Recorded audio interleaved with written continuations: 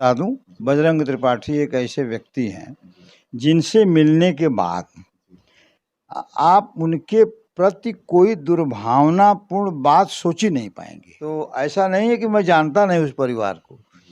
उनके एक छोटे भाई वकील हैं, रविंदर जी, उनसे भी मेरी बोलचाल रहती है।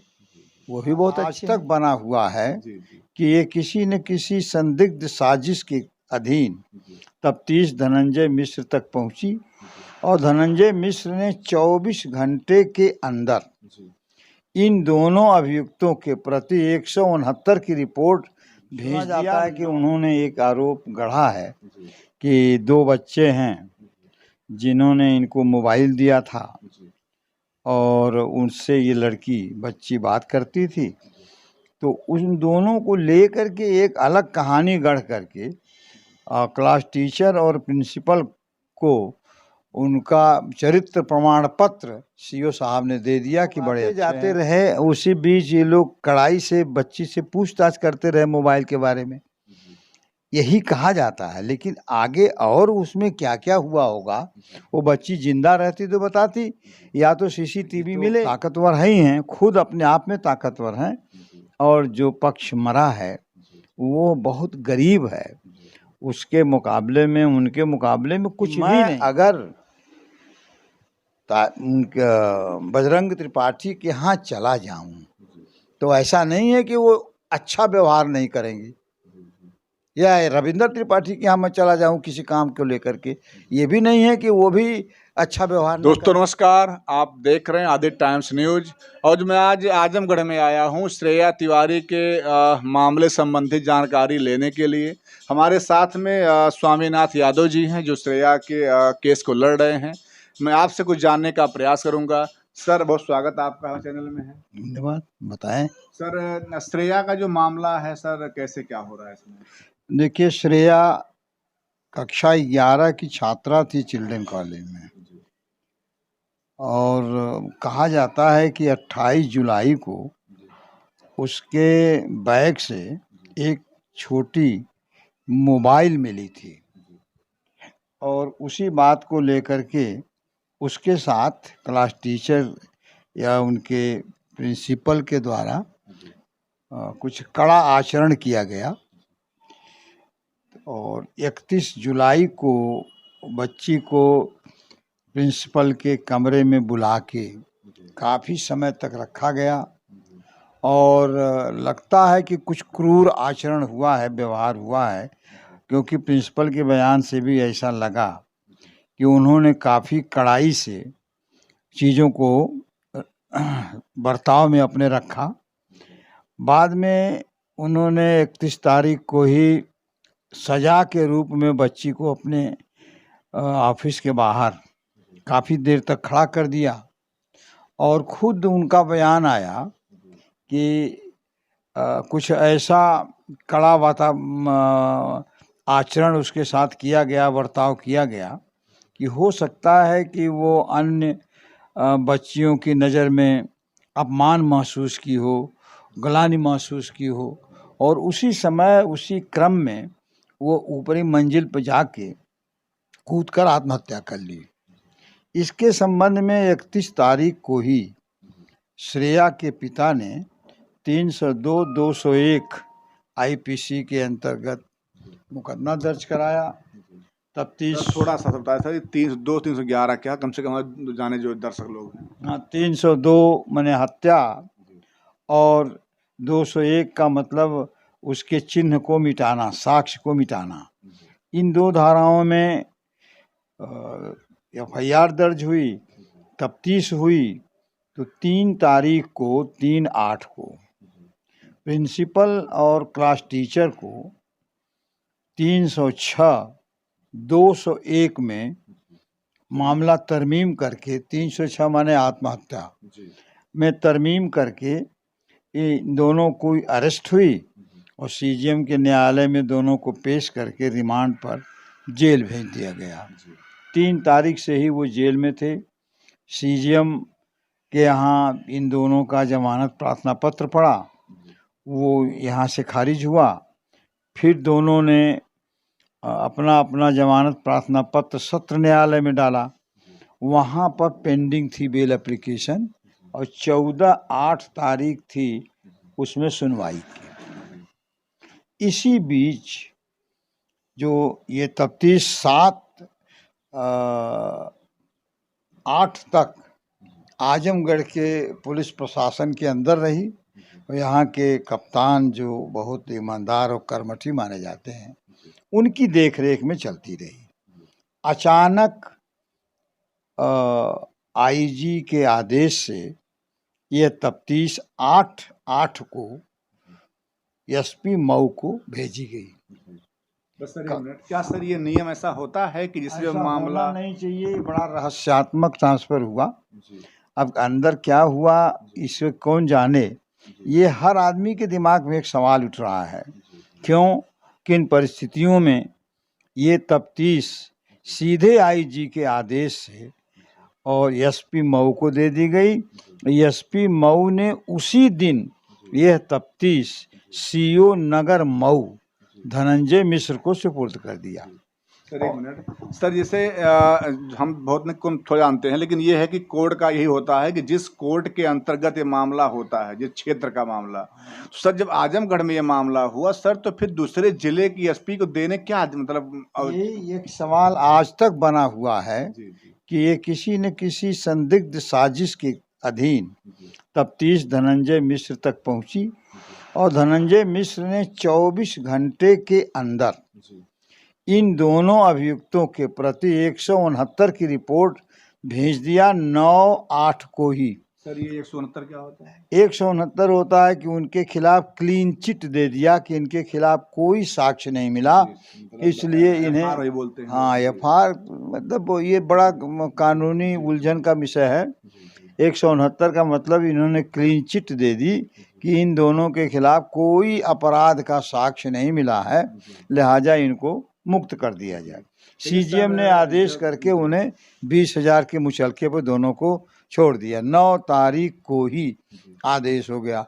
8 को तफ्तीश मिलती है, 9 को 169 की रिपोर्ट आ जाती है।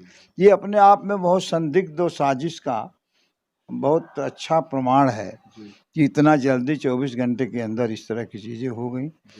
अब सीजीएम साहब के आदेश के विरुद्ध सत्र न्यायालय में रिवीजन दाखिल हुआ 14/8 को और 16/8 को उस पर बहस हुई। वो एडमिट हुआ, एडमिट हो करके उसमें 29/8 को बहस होनी है और ये मामला एडीजे 3 के न्यायालय में अंतरित हो गया है, बहस वहीं होगी। सर श्रेया के जब माता पिता सर पूछा गया तो उन लोगों ने ये कहा कि जो सीओ मऊ के आए थे धनंजय मिश्रा जी, वो उन लोगों की सर बातें कम सुनी, ज़्यादा ये खुद बोले और मतलब अपनी बातों को मनवाने का पूरा प्रयास किया और झूठे उस बिटिया पे जो है आरोप लगाए थे गए। सुना जाता है कि उन्होंने एक आरोप गढ़ा है कि 2 बच्चे हैं जिन्होंने इनको मोबाइल दिया था और उनसे ये लड़की बच्ची बात करती थी, तो उन दोनों को लेकर के एक अलग कहानी गढ़ करके क्लास टीचर और प्रिंसिपल को उनका चरित्र प्रमाण पत्र सीओ साहब ने दे दिया कि बड़े अच्छे हैं, अनुशासित लोग हैं, भले लोग हैं। ये सब चीज़ें उन्होंने 169 की रिपोर्ट में लिखी है। जैसे लगे इन दोनों लोगों जैसा भला आदमी कोई नहीं है, ऐसा दिया उन्होंने।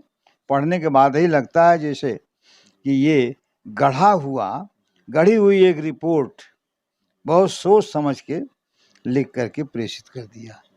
सर एक मजदूर सर काम कर रहा था उनके घर पर, सर ये सीओ साहब के अंडर में ही उसको भी लोग उठा ले गए। हाँ, ये इसकी जानकारी तो हमें नहीं मालूम है अभी कौन सा मजदूर है। कोई सर मजदूर के यहाँ काम कर रहा था, लाइट का या किसी चीज़ का, तो सर उसके ऐसा है कि जिन 2 लड़कों के बारे में बताया जाता है मोबाइल वाला, उनमें से एक बच्चा जो है बिजली का काम करता था, वो इनके घर भी जाया करता था और जो वो जाया करता था। इस तरह से वो फेमिलियर हो गया था, तो वह परिचय के नाते अगर कोई बात कर ले तो इससे कोई अपराध होने लगे तो ये बात तो सही नहीं लगती। सर एक बात और भी है, अगर उनको सर लग रहा था तो सर आजकल फ़ोन रिकॉर्ड होता है या सर कॉल रिकॉर्ड होते हैं, सर उसको अपना मंगा के वो चेक कर सकते थे। वो कॉल रिकॉर्डिंग तो लिए हैं शायद लोग, लेकिन क्या बातें हुई ऐसी कुछ बात नहीं आई अभी तक। अब भाई देखें अदालत में ये लोग आ जाएं, साक्ष्य चलेगी तभी मालूम होगा, निर्दोष होंगे छूटेंगे, और नहीं तो इन्हीं लोगों के आचरण से खुद अपराध बनेगा। तो अब इस सर आगे प्रक्रियाएं क्या, इनको पूरा मतलब जैसे सर ये है कि इस समय गवर्नमेंट के आदेशानुसार हर मार्केट में जितने दुकानदार हैं सबको सर कहा गया आप कैमरा लगवाइए, और सर ये जैसे कि जिस श्रेया को जिस क्लास में बुलाया गया प्रिंसिपल के रूम में, देखिए ऐसा है ना कि इस मामले में जब वो आत्महत्या की थी तो उसी समय उसको लावारिस के रूप में इधर उधर खिसकाया गया था। बताया जाता है कि जहाँ खून गिरा था खून को पानी से धो दिया गया। ये भी कहा जाता है कि प्रिंसिपल के ऑफिस में जो सीसीटीवी लगे हुए थे उसके तार काट दिए गए थे। बरामदों में सीसीटीवी लगी हुई थी, उसको डिस्टर्ब किया गया था। ये सब साक्ष्य मिटाया गया है क्योंकि बच्ची को के साथ कुछ ऐसे गुनाह किए गए हैं जैसे उसको क्लास क्लास में घुमाना, ऐसा कहा गया है। उसको इस तरह से अपमानित करना अच्छा नहीं रहा। इसी को मिटाने के लिए लोगों ने सीसीटीवी भी छिपाया। तो इससे तो बच्ची के मन में ग्लानि होगी, अपमान महसूस होगा। आत्महत्या करती है अगर, तो जिसके आचरण से इस तरह आत्महत्या की बात सामने आती है तो उसके लिए तो वो दोषी होगा ही। सर श्रेया के पिताजी कह रहे थे कि कुछ कैमरे फुटेज उनको मिले हैं संभवतः, या कुछ मतलब जानकारी उनको मिली है कुछ लोगों से कि सर प्रिंसिपल के रूम में एक के बाद एक टीचर का आना जाना ये क्या सिद्ध करता है। हाँ, लोग आते जाते रहे, उसी बीच ये लोग कड़ाई से बच्ची से पूछताछ करते रहे मोबाइल के बारे में, यही कहा जाता है। लेकिन आगे और उसमें क्या क्या हुआ होगा, वो बच्ची जिंदा रहती तो बताती, या तो सीसीटीवी मिले तब उसमें मिले कि क्या क्या बर्ताव हुआ था। हाँ, लेकिन वो चीज़ें डिस्टर्ब की गई।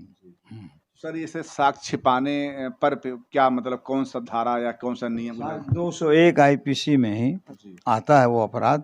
अगर आप साक्ष्य मिटाते हैं, छिपाते हैं, 201 में आएगा। 306 आत्महत्या होती है, मगर ये मामला 305 का है। इसलिए है कि बच्ची की उम्र सर्टिफिकेट्स वगैरह के अनुसार 15 साल 10 महीना है, और भी एक प्राविधान है 305 कि 18 साल से कम बच्ची अगर है और उसको आप इस तरह का व्यवहार करें कि वो आत्महत्या करनी पड़ जाए, तो ये मामला 305 में आएगा। 306 में 10 साल तक की सजा का प्राविधान है। 305 में आजीवन कारावास व मृत्यु दंड देने का प्राविधान है। तो 305 बहुत काफ़ी गंभीर अपराध है, 302 के तुल्य है, इसलिए यह मामला काफ़ी गंभीर है और 305 आईपीसी के तहत आएगा। सर जैसे आप भी एक वकील हैं और सर उस पक्ष वाले भी एक वकील किए होंगे अपने अपने डिफेंस में, तो सर जैसे कुछ तो वो भी अपना मतलब चीज़ वहाँ रखेंगे जब मामला रख सकते हैं, कुछ भी रख सकते हैं। ये भी है कि हम जो कुछ भी रखेंगे अदालत उस पर कितना विश्वास करेगी कितना नहीं करेगी, या वो जितना रखें अदालत कितना विश्वास करेगी, सब कुछ तो विश्वास पर निर्भर करेगा। निर्दोष होंगे छूटेंगे, अगर दोषी पाए जाएंगे तो जाएंगे। जी, क्योंकि सर जो भी उनके वकील होंगे वो भी सर पूरा जितना भी ये सब बुक होंगे, उन लोगों ने तो शुरू से ही साक्ष्य मिटाने का प्रयास शुरू कर दिया। तो ये अपने आप में बहुत बड़ा दोष है, बहुत बड़ा अपराध है कि जब साक्ष्य ही मिटाएंगे तो पता नहीं क्या क्या चीज़ें आप गढ़ेंगे। अब जो बचेगा आपके मिटाने से हम तो उसी पर चलेंगे, तो उसमें कितना बड़ी बड़ी चीज़ें मिलेंगी उसी को हम उजागर करेंगे। हाँ सर ये विद्यालय सर एक शिक्षा का मंदिर होता है, और सर इस तरह से अगर घटनाएं घटेंगी तो सर हम लोग एक गार्जियन हैं सर, तो कैसे आखिर हम लोग अपने बच्चों को पढ़ने के लिए भेजेंगे? एक तरफा कोई बात मान कर तो कोई चीज़ कही नहीं जा सकती, लेकिन अगर सचमुच विद्यालय में ऐसे आचरण बच्चों के प्रति होगा और ये कृत्य आत्महत्या जैसा करना पड़ेगा तो ये दुर्भाग्यपूर्ण है। इस धरती के लिए ऐसा नहीं होना चाहिए। ये सर जैसे ही ये 2 लोग गिरफ्तार हुए, प्रिंसिपल और टीचर, तुरंत सर ये पूरे सीबीएसई जो संघ इनका है बोर्ड का, सर पूरा ये लोग विद्यालय बंद कर दिए। हाँ, बंद कर दिए तो अपनी ताकत का इजहार इन्होंने किया। तो ये तो ताकतवर है ही हैं, खुद अपने आप में ताकतवर हैं। और जो पक्ष मरा है वो बहुत गरीब है, उसके मुकाबले में, उनके मुकाबले में कुछ भी नहीं है।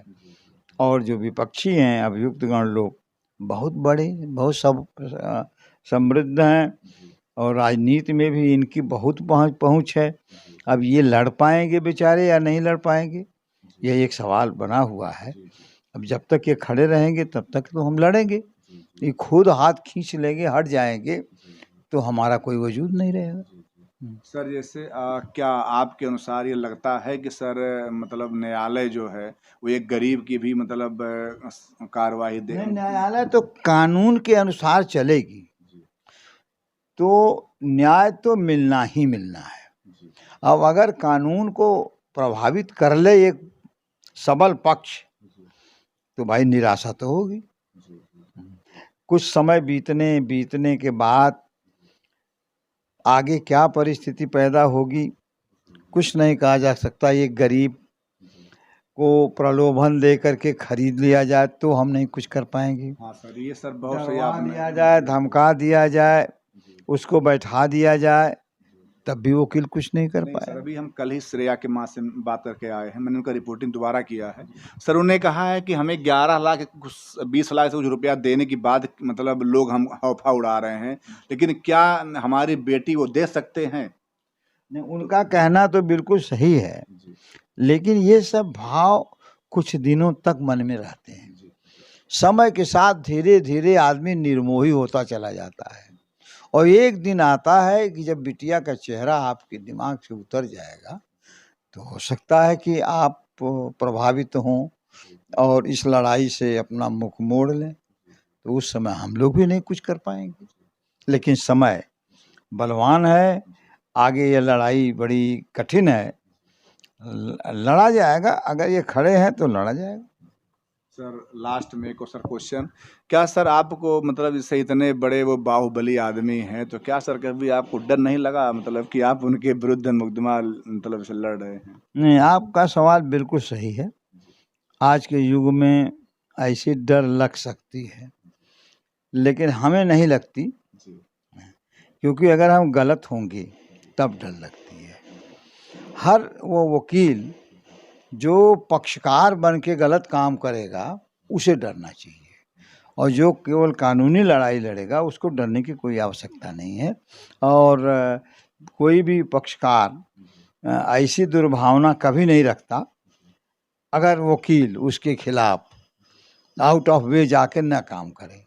क्योंकि सर कई ऐसे केस होते हैं कि लोग जो मतलब बहुत हाई फाई प्रोफाइल के हैं वो जो उनके मतलब विरुद्ध में लड़ते हैं, कहीं वो मॉर्निंग वॉक करने जा रहे हैं वहाँ उनको मतलब तमाम लोग लड़ते हैं, हम भी लड़ते हैं, हम भी निर्द्वंद होकर घूमते हैं। जब हम किसी का गलत ढंग से नुकसान नहीं करेंगे तो हमारा कोई भी गलत ढंग से नुकसान करने की बात नहीं सोचेगा। सर एक बात और कहूँगा, अगर डरने लगे तब तो बड़ा मुश्किल हो जाएगा। क्या सर कभी जो विद्यालय के प्रबंधक हैं बजरंगी त्रिपाठी जी, क्या कभी आपसे संपर्क करने का प्रयास किया उन्होंने? देखिए, मैं आपसे बता दूं, बजरंग त्रिपाठी एक ऐसे व्यक्ति हैं जिनसे मिलने के बाद आप उनके प्रति कोई दुर्भावनापूर्ण बात सोच ही नहीं पाएंगे। तो मैं किसी की व्यक्तिगत सोच और उनके आचरण और कर्तव्य के बारे में कुछ गलत टिप्पणी जानबूझ कर तो करूँगा नहीं। एक मुकदमा है जो मैं लड़ रहा हूँ, उसकी जो परिस्थितियाँ सामने है वही मैं बता रहा हूँ। वो परिस्थितियाँ मैंने देखी नहीं है, वो सारी चीज़ें कही गई हैं और कागज़ पर हैं, वही हमारा आधार है कहने और करने का। ठीक है ना? तो ऐसा नहीं है कि मैं जानता नहीं उस परिवार को। उनके एक छोटे भाई वकील हैं रविंदर जी, उनसे भी मेरी बोलचाल रहती है, वो भी बहुत अच्छे हैं। लेकिन अब व्यक्तिगत व्यवहारों में ये सब चीज़ें मिली हैं, तो मैं उन लोगों को ऊपर व्यक्तिगत रूप से कोई टिप्पणी नहीं कर पाऊंगा। नहीं सर, जब आप मतलब सबको जानते हैं, सब लोग अच्छे हैं, तो सर बहुत से वकील थे सर आजमगढ़ में, कोई मतलब केस इनका ले लेता। बिल्कुल, और ये भी मैं बता रहा हूँ, मैं कभी कभी जिनके विरुद्ध वकील लाता हूँ उनके यहाँ भी पहुँच जाता हूँ तो मुझे सम्मान उतना ही मिलता है। और मैं बता दूं एक बार कहानी, असरौलिया में डबल मर्डर हुआ और वो भी उसके समय इलेक्शन होते समय, उसमें बलराम यादव के ऊपर गोली चली थी। मैं बलराम यादव के ही विरुद्ध वकील था, ठाकुर लोगों का वकील मैं ही था। और मैं बताऊं, मुझे हार्ट अटैक हुआ था एक बार, मुझे दिखाना था बाद में, तो ये हुआ कि मैं जाऊं पीजीआई तो किसके यहाँ रुकूंगा, क्या क्या करूंगा। मैं बलराम यादव के विरुद्ध वकील होते हुए भी बलराम यादव के यहाँ टिका। उन्होंने मुझे होटल में रखा, डॉक्टर को बुलवाकर दिखवाया, सब कुछ किया, काफ़ी समय तक मेरे साथ रहे, लेकिन उन्होंने मुकदमे की चर्चा एक बार भी नहीं की और न मैंने किया। बल्कि जब मैं लौट कर आया तो मेरे मुवक्किलों ने पूछा आप गए थे तो कहाँ रुके थे? मैंने कहा बलराम यादव क्यों रुका, कोई अगर आपको शक हो तो फाइल मुझसे ले सकते हैं। तो इन्होंने कहा नहीं नहीं नहीं, ऐसे शक नहीं है, जानकारी के लिए पूछ लिया तो पूछ लीजिए। और आज भी मैं कहता हूँ कि मैं अगर बजरंग त्रिपाठी के यहाँ चला जाऊँ तो ऐसा नहीं है कि वो अच्छा व्यवहार नहीं करेंगे, या रविंद्र त्रिपाठी के यहाँ मैं चला जाऊँ किसी काम को लेकर के, ये भी नहीं है कि वो भी अच्छा व्यवहार न करें। लेकिन उनके जो मैनेजर साहब हैं, कृष्ण है, क्या नाम है, नाम उनका पूरा नहीं जानता, जो स्कूल की देखभाल करते हैं, उनसे मेरा परिचय नहीं कभी हुआ। लेकिन एक दिन इंटरव्यू सुन रहा था तो मुझे लगा कि उनकी बातों में भी वही शराफत है जो बजरंग त्रिपाठी वगैरह में है। तो ये व्यवहारिक पहलू है जो आप पूछ रहे हैं, और मुकदमे का मामला अलग है। ये केस है, इसमें हम उनके खिलाफ लड़ेंगे, हम उनसे सलाम व्यवहार भी रखेंगे, उसमें कोई दिक्कत नहीं। हाँ, अगर हमारे पर कोई शक करेगा तो हमारे यहाँ चला जाएगा, इतना ही है। ये हुआ कि सर मुकदमे के प्रति बिल्कुल सही ढंग से हम उतरेंगे।